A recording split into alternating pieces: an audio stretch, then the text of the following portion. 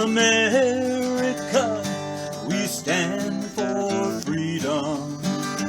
Though freedom is never really free, we yearn and strive for government protecting our liberty.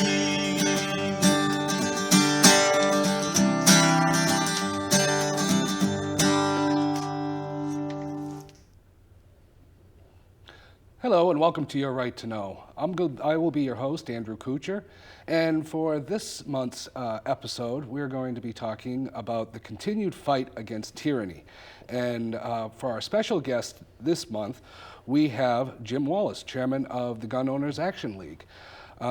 Today we're going to be talking about Goal's fight against Maura Healey's unconstitutional gun grab. Good day, Jim. How are you doing today? Living the dream, right? In the state of Massachusetts. Now, for my first question for you, for the people at home who might not know, who is Goal and what do they do? Sure. Gun Owners Action League was established in 1974. We're one of only 5 or 6 actual full-time statewide organizations around the country that is an advocacy group for Second Amendment civil rights. So we do a lot of work in the State House. We do a lot of work as far as advocating through the media, but we also do a ton of training, firearm safety training. And one of the things, especially in Massachusetts, where they mandate training in order to be able to exercise your civil rights, they don't supply any of it. And maybe that's a good thing. Mm-hmm. We all saw the Big Dig and how great that was. So maybe we don't want the state involved in firearm safety training. And oddly enough, if you look at the track record for the last, I don't know how many decades, Massachusetts has an extraordinarily low firearm accident rate. Mm-hmm. And that's because of the training that we do all over the state. Hundreds of thousands of people every year go through not just our training courses, but certainly the local clubs, fish and game clubs, run and gun clubs, you name it. And there's actually some commercial entities out there now that actually do it as a business. So it's pretty wild. And we do a lot of outreach. We do a lot of training as far as actually how to be an advocate. Matter of fact, we have one coming up on April 2nd on actually how to be an effective advocate. So it's a lot of work, and we only have 4 staffers, but we always manage to get things done when we need to. Now, when you say training, what kind of training does Goal do? Do you do live action fire? Do you just do general safety courses? What exactly? Sure, we do everything from, matter of fact, we have a very popular course called Mass Gun Law for Citizens. Mm-hmm. Massachusetts gun laws are extraordinarily complicated. There's so much gray area. Mm-hmm. As a matter of fact, there's a retired police chief that actually writes a 400-page book about the Massachusetts gun laws. Yeah, I think I've actually seen that book. Yeah. So, and I've used it in testimony in the State House that, listen, if a citizen needs a 400-page book to try to understand the Massachusetts gun laws, there's no way that's even possible. Yeah. And up until July 19th, he was considered to be the expert in the state, even above us. Mm-hmm. And even the Attorney General said, no, you're wrong, and changed a whole bunch of things, but we'll get into that later. But yeah, we do classes about the gun laws, about basic safety. Some of them are non-shooting courses. Mm-hmm. We used to run a course called Refuse to be a Victim, mm-hmm. which just talks about awareness. And teaches people just general smart things. Mm-hmm. One of the problems that they actually have now is people, especially when they're jogging or out walking or something, they've got their earbuds in, they're looking at their phone, yep. They're totally unaware of what's around them. What's called the 6-inch, well, yeah. It's probably more than 6 inches, but everybody lives in a 6-inch world because right. that's the way everybody yep. Walks around nowadays, is connected to their phone. Completely unaware. Completely unaware. Yeah. Completely ready to be victimized, yeah. not knowing what's going on around them, just knowing what Mm-hmm. the next tweet is going to be. Right. And it is a dangerous world out there. Mm-hmm. I mean, even if you want to talk about just traffic, never mind becoming a victim yeah. of a crime. Well, I get that all the time too, that, guns should be regulated like cars. And I say, please don't, our lives depend on it. And I said, because if you come to one of our affiliated shooting ranges and you see a sign that says no texting and shooting, then come talk to me about how guns should be regulated like cars. We, believe it or not, we lose on average 2 people a year to gun accidents in Mass. And they're almost always criminals. They're not the law-abiding gun owner. We lose 350 people a year in Massachusetts to car accidents, dead. Where's the outrage? Right. There is none. But yet we have to have signs up all the time that says no texting, no drinking, no, but, and here's the irony. In Massachusetts, if you get arrested and convicted of DWI, your guns are home in the safe. You're driving your car. You get your car back in 90 days, but you lose the guns for the rest of your life. Right. Yeah. Where's the sense in that? And I mean, people arrested for driving under the influence. And you're right, they get their car back. But say you're not even behind the wheel of a car, but you're under the influence and you just happen to have, a pistol on you. That's a crime right there. You're done. You're absolutely done. Yeah. Forget it. Yep. Now, Goal has been very busy in the past year since Attorney General Maura Healey has basically unilaterally stopped the sale and transfer of a popular type of rifle, commonly known as the AR platform of rifle. Can you explain the difference between the AR rifle and a type of rifle that your grandfather would have used in hunting?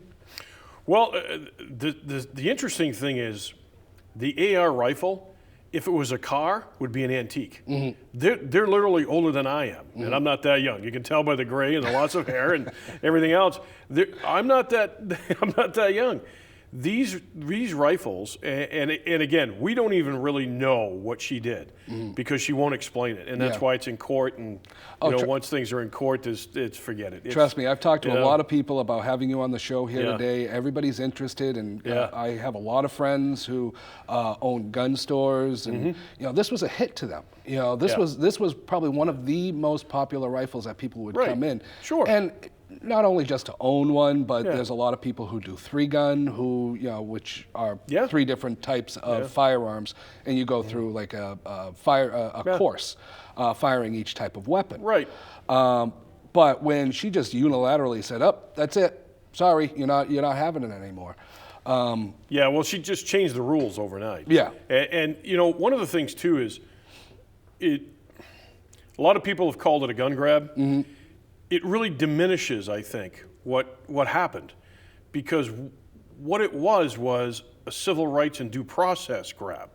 And that's, I think, where the general public needs to understand that if you are okay with this, be very careful, because the next Attorney General may not agree with your politics. And if you're okay with one person unilaterally having the power to change the definition of something overnight with no due process, no hearings, no legislative process, be very careful, because the next Attorney General may not be your friend. And believe me, if that's allowed to stand, that's going to go nationwide. Yeah. What exactly, I mean, I know you said it's hard to tell exactly what she changed, but in layman's terms, can you explain what she changed? Not really. I mean, there's 2 words in the law. They're copies and duplicates. And for almost 20 years, everyone understood the rules. And then suddenly, July 19th, we woke up at July 20th, and we didn't. Right. And she put forth this edict that she's changing what copies and duplicates mean. And the problem is, we still don't understand what we can buy, sell, transfer. We don't, because she's changed the rules 7 or 8 times. So at one point, we actually filed a FOIA request. And that's a Freedom of Information request. And that you can do that against any agency in the government, except the governor's office. Believe it or not, the governor's office in Massachusetts is not considered an executive office. There's only 3 branches of government. Exactly. So I'm not sure where the governor's office falls, but believe it or not, the governor's office is exempt from freedom of information. That's interesting. Yeah, I found that out under the Romney administration. So, Okay. But anyway, we filed a FOIA request. They're supposed to respond within 10 days. Almost 100 days goes by, and they didn't respond. I remember reading the articles Right. about that. Yeah. So we had our attorney go back and say, hey, you're well past what you're supposed to have been, the response the time. response time. And even the media started to question it. Yep. So the Attorney General's office actually told the media, oh, no, we're actually going to answer a goal, but because their questions were so expansive, it's taken us all this time to put the material, and we have over 1,000 documents we're going to give them. And we're going to put it on a CD so they don't have to come and get paper documents. They were being so nice. So the press said, oh, Jim, you're going to get 1,000 documents. This is great, right? You know what the documents were? It was 1,048 pages of PDF download gun owner manuals.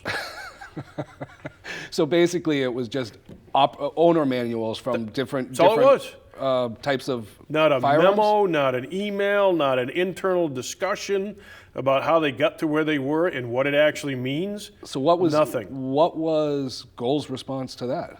Well, that's when we finally just said, okay, it's time for a lawsuit. Yeah, because they're playing games now. Right. Now we have to bring this into court. So it's really sad because a lot of people have looked to us for answers, and the answer is we have no answers. We have no idea how they're going to enforce this thing or what it means, because this is just an everyday, as far as, you take one of them, the AR, but that's just one of them. So they're everyday rifles. Hundreds of thousands of people en masse own these things. Like I said, they're almost antiques. This stuff goes back pre-Vietnam War, for crying out loud. Yeah. So they've been in the hands of citizens since their existence. They're not machine guns. They're not assault weapons is a made-up term. Of course it is. It was yeah. designed to scare the public, and it's done a good job. Yeah. They're simply rifles. Well, that leads to a false. Basically, in the media, they say the AR type Right. rifle. Yeah. Okay, and because people are ignorant as to firearms, they think AR automatically means automatic rifle. Right. I've had to. And it doesn't. In fact, the AR actually is termed for Armorlight, which was the company that first started to make this design rifle. Yeah. Now, what is a lot of people out there don't know, what's the difference between an automatic rifle and a semi-automatic rifle? Well, I mean, the basics is that if it's an automatic firearm, when you depress the trigger, it'll just keep cycling and firing until the magazine or the belt is empty. A semi-automatic, you have to pull the trigger for each round you want to fire. It's very simple. And the AR is the civilian version of the military platform. It's not the military platform. Right. But here's the problem. We get into these discussions and debates about the gun. And, after the Newtown murders, after the Orlando murders, I can't tell you how many interviews I did where people in the media would ask me, come on, Jim, even you can admit that terrorists shouldn't have access to so-called assault weapons. And my answer is, okay, what kind of gun is it okay for a terrorist to have? Why are we debating about the gun when we should be talking about the psychopaths that are out there, because our government, both on the state and the federal level, refuses to do its job when it comes to crime and mental health. I was talking to you before the show about, I've spoken to universities and classes around the state, and I asked them, why do we need background checks? And it's because we, as a society, are okay with violent people walking amongst us. And that's the discussion we need to start having. Why are we so lenient? Now, if it's mental health, then fine, let's get some people some help. Find ways to do it. After Newtown, not to get too far off track, but after Newtown, I did, I think it was in the following 3 months, I did over 150 media appearances. And because I was just out there, my emails started blowing up from families looking for help for their relatives.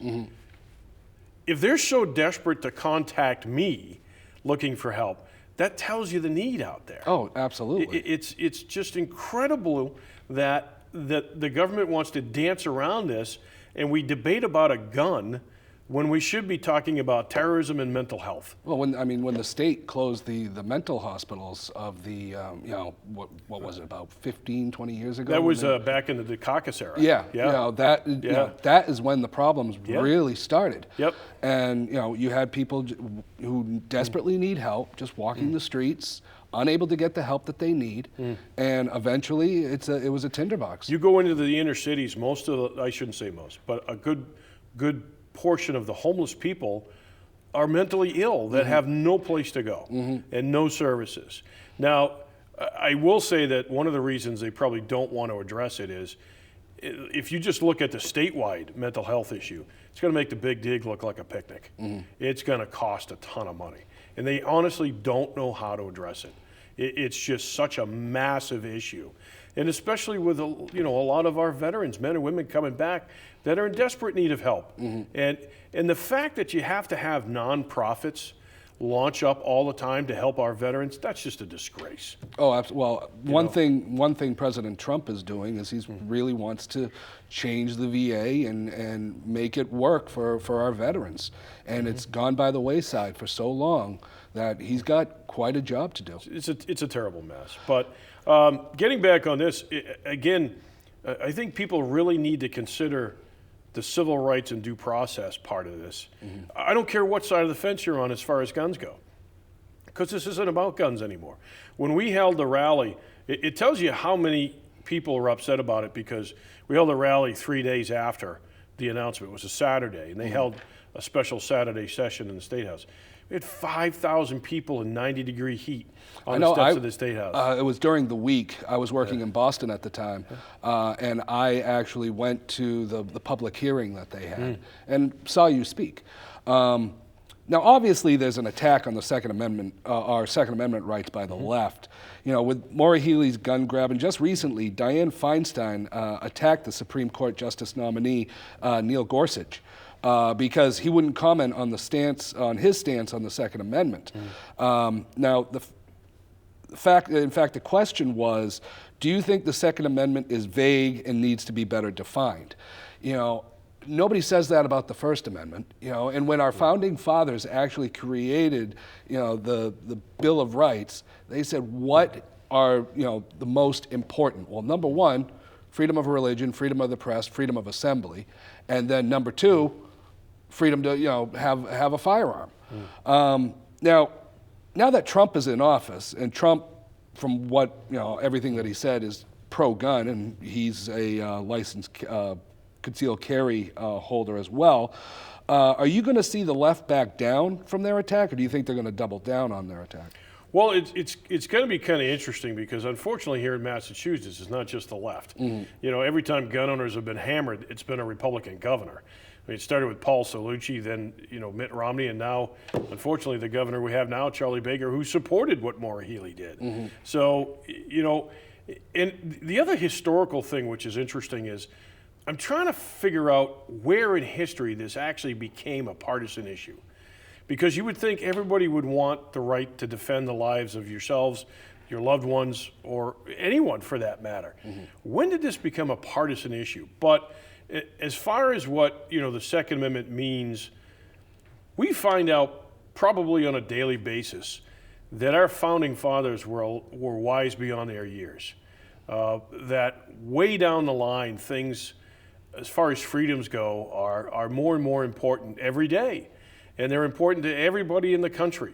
So the fact that somebody wants to pick out a specific civil right, and this is a new one, because I think I'm one of the first in the country in my position to start actually calling it a civil right. And a lot of people are taken aback by it. What do you mean it's a civil right? It's in the Bill of Rights. It's a civil right. Now, I will admit, too, that some of the real constitutionalists would argue and say, no, it's an inalienable right, Jim. It's not a civil right. And my comeback is, the general public doesn't know what that means. Yeah, they don't know the difference between the two. Yeah. And we live in a soundbite society, so if you have to explain the terms you're using, you're already done.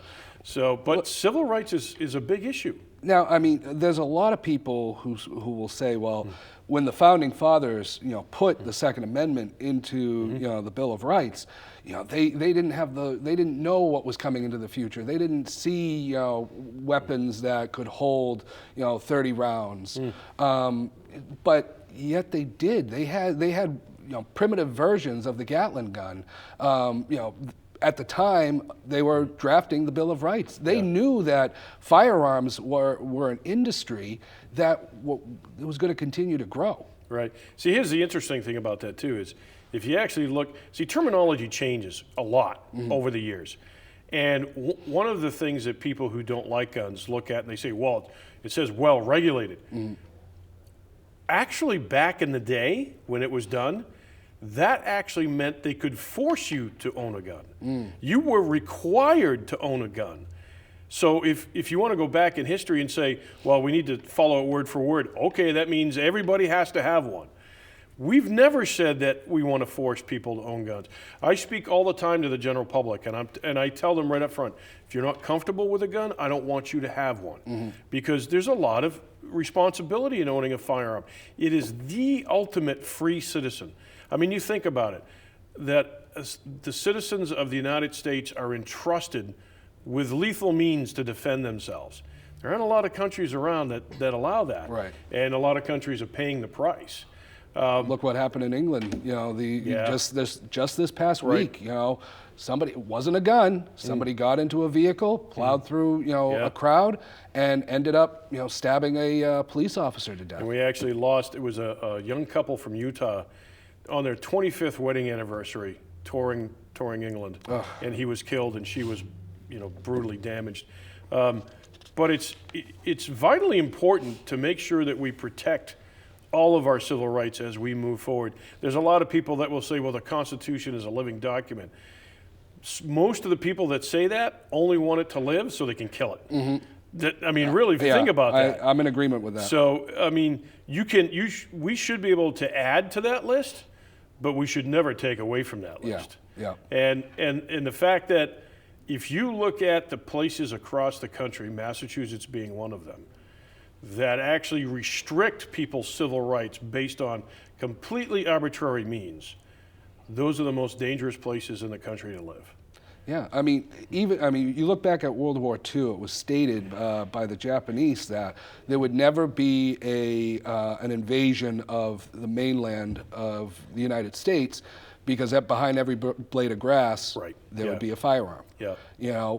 Nowadays, you're not behind every blade of grass, but at least behind every bush. But in a different sense, and people will say, come on, we're not going to see wars like that ever again, so that makes no sense. But in a different sense, using that same logic, where are all these mass murders happening? Gun-free zones. Yes.